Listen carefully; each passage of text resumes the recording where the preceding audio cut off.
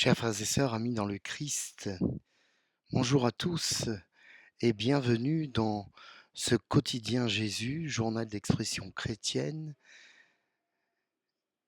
Aujourd'hui, nous sommes jeudi de la 5e semaine de Pâques. Je suis Franck Rousselot, simple catholique passionné de Jésus-Christ, et je vais essayer, comme chaque jour, de donner un point de vue sur les Écritures et l'actualité. Aujourd'hui, nous sommes dans le numéro 188 en ce mois de mai, en ce mois de Marie. Nous sommes réunis ensemble au nom du Père, du Fils et du Saint-Esprit. Amen. Sur l'île de Djerba, en Tunisie, vit une des dernières communautés juives du monde arabe. La synagogue dite de la Ghriba est la plus vieille du continent africain. Fondée par des Juifs fuyant Israël après la prise de Jérusalem et l'incendie du temple de Salomon par Nabuchodonosor. Les Gribas, ce sont des synagogues particulières. Le mot signifie étrange en arabe parce que ces synagogues sont éloignées des villes et sont des hauts lieux de pèlerinage. Chaque année, à Djerba, un pèlerinage rassemble jusqu'à 5000 personnes à l'occasion d'une fête rabbinique. La synagogue a déjà été touchée par des attaques terroristes.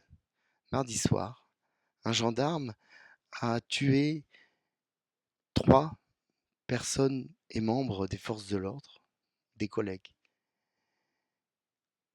ainsi qu'un juif tunisien de 30 ans et un commerçant marseillais venu pour le pèlerinage de 42 ans. Cet homme a été abattu. Il y a des blessés. Cet acte, dont nous ne connaissons pas encore les motivations, nous renvoie, me renvoie aux pires heures du terrorisme et nous rappelle que la menace est toujours là. Non du fait d'une quelconque guerre de religion, mais par le fanatisme de certains, isolés et minoritaires, mais au pouvoir de nuisance extrêmement grand.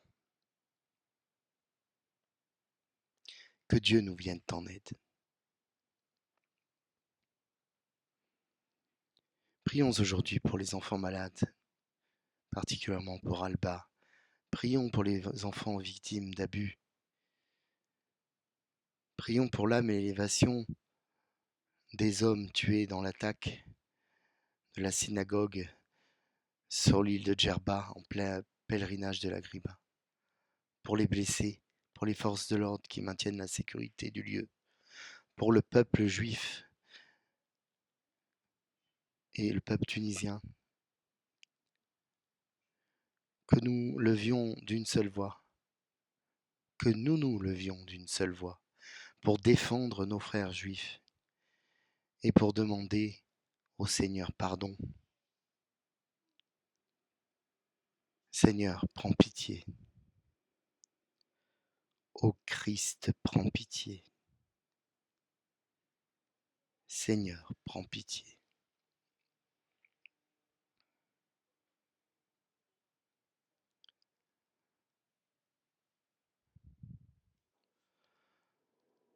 Dans les textes de ce jour, nous avons le texte d'Actes des Apôtres dans lequel nous pouvons voir les apôtres parler du sujet avec Paul et Barnabé de la circoncision. Et Pierre et les apôtres vont estimer qu'il n'est pas utile de garder cette tradition. Nous lisons dans l'évangile de notre Seigneur Jésus-Christ selon saint Jean, chapitre 15.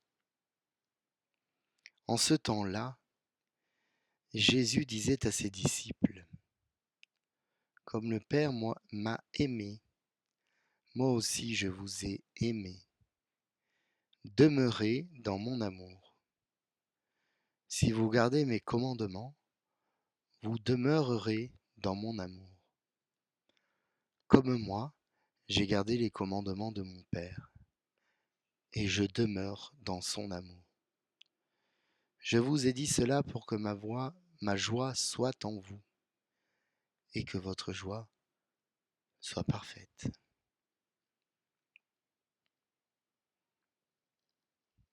Nous acclamons ta parole.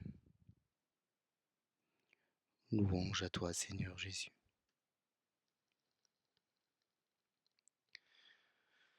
Oui, Seigneur, oui, tu nous as aimés et tu nous aimes. Et dans ton discours aux apôtres, dans ton discours à tes apôtres, de toi aux apôtres, puis des apôtres à nous, nous voyons et entrevoyons la manière par laquelle tu nous apprends à aimer. Parce que tu es aimé, tu aimes à ton tour. D'abord celui qui t'aime, le Père qui est aux cieux, puis ceux qu'il t'a confiés. Nous sommes bien en face de cette relation primordiale qui est le mystère de la Sainte Trinité, des personnes divines que sont le Père, le Fils et l'Esprit Saint, qui partagent la même divinité, qui sont de même nature, consubstantielles, et qui ne sont pas des dieux, mais qui sont Dieu, un seul Dieu, le Dieu un et unique. Oui, nous le croyons parce que tu nous le révèles.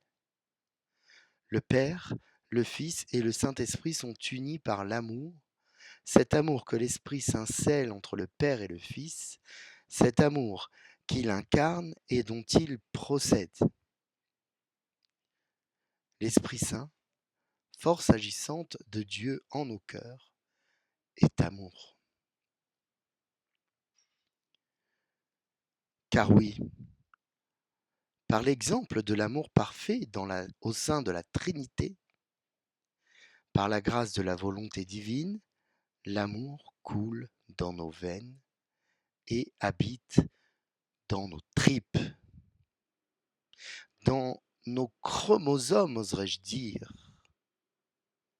Et ceci, depuis notre création.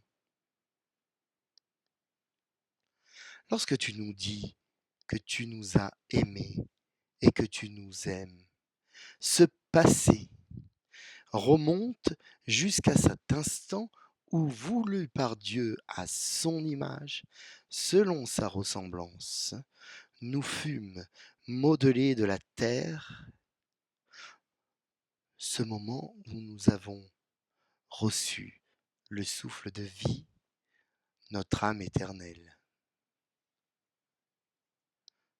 Toi, Seigneur Jésus, tu n'es pas une créature. Tu n'as pas été créé, mais engendré. Et avec le Saint-Esprit, tu as participé à l'œuvre de création voulue par le Père, et faite en toi, pour toi et par toi. Cet amour du Père a conduit à ce que toute chose soit. Cet amour, justement, est parfait parce qu'il est don total et complètement désintéressé. Nous avons été créés libres, y compris libres de renier notre Créateur. Cependant, ta volonté est celle-ci, non pas que nous désertions la foi, mais que nous demeurions dans cet amour parfait que tu nous offres sans mesure. Oui, tu nous appelles à y demeurer, à y habiter et à accepter qu'il habite en nous. Notre amour ne sera jamais assez suffisant. Mais le tien, si on l'adopte, nous comble de paix et nous donne la force d'aimer à notre tour, à ta suite, et nous donne la joie. Cet amour se gagne par la fidélité à tes commandements, par la fidélité à tes paroles, fidélité à cette supplique. Aimez-vous les uns les autres. Cela n'est pas simple, non. L'enfer, c'est les autres, disent certains. Et moi, je dis que l'enfer est l'absence d'altérité, l'uniformité et la ressemblance. L'autre participe pleinement à ce que nous sommes, des autres, uniques et singuliers, qui ont en commun leur ascendance, celle de Dieu, et leur foi. Oui, donne-nous ta joie. Nous en avons besoin, de cette joie parfaite dont nous parle saint François d'Assise, en aspirant à une joie simple dans la contemplation de l'univers, dans l'adoration de la perfection divine, dans la fraternité, dans la fidélité, car toi seul es saint et Seigneur, car toi seul es Jésus notre Christ, avec l'esprit de sainteté, dans la gloire de notre Père céleste. Amen. Alléluia.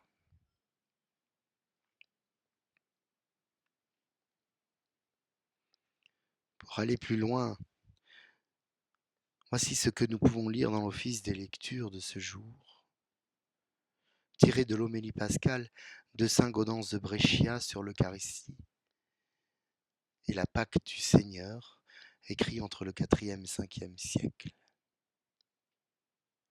Lui, qui est le Créateur et le Seigneur de la nature, qui fait sortir le pain de la terre, il fait avec du pain, parce qu'il le peut et qu'il l'a promis, son propre corps. Et lui qui a fait du vin avec de l'eau, il a fait son sang avec du vin. Ce que tu reçois, c'est le corps qui provient de ce pain céleste. C'est le sang de cette vigne sainte. Croyons, je vous en prie, celui en qui nous avons mis notre foi, il ignore le mensonge, lui qui est la vérité. Fin de citation.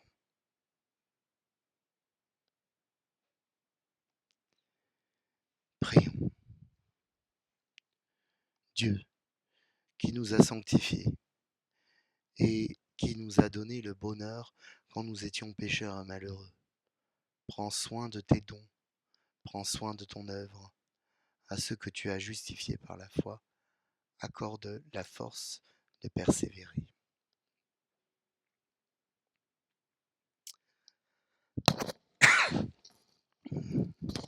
Ensemble, tournons-nous vers notre Mère, vers Marie. Confions-lui à Marie toutes ces personnes décédées dans l'attentat de Djerba.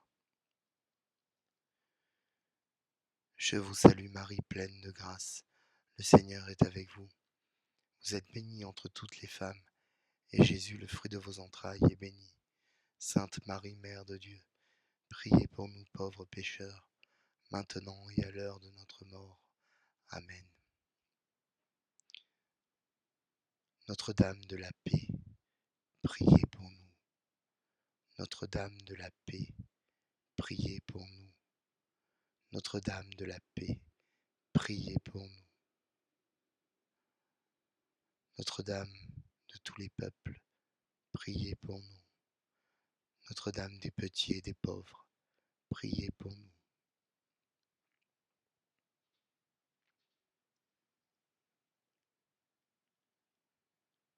Chers frères et sœurs,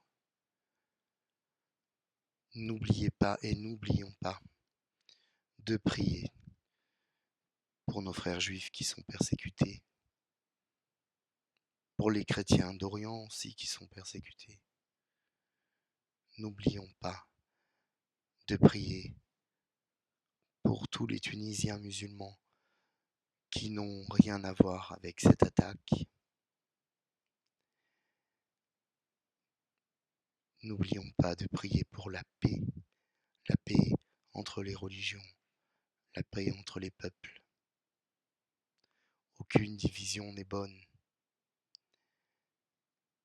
Ces attaques terroristes nous terrorisent. Je l'ai vécu ici à Notre-Dame, à Nice. Mais par la foi, nous nous relevons. Demandons au Seigneur, lui qui nous donne cette force, de nous bénir, lui qui est Père, Fils, Saint-Esprit. Amen. Bon jeudi et à demain.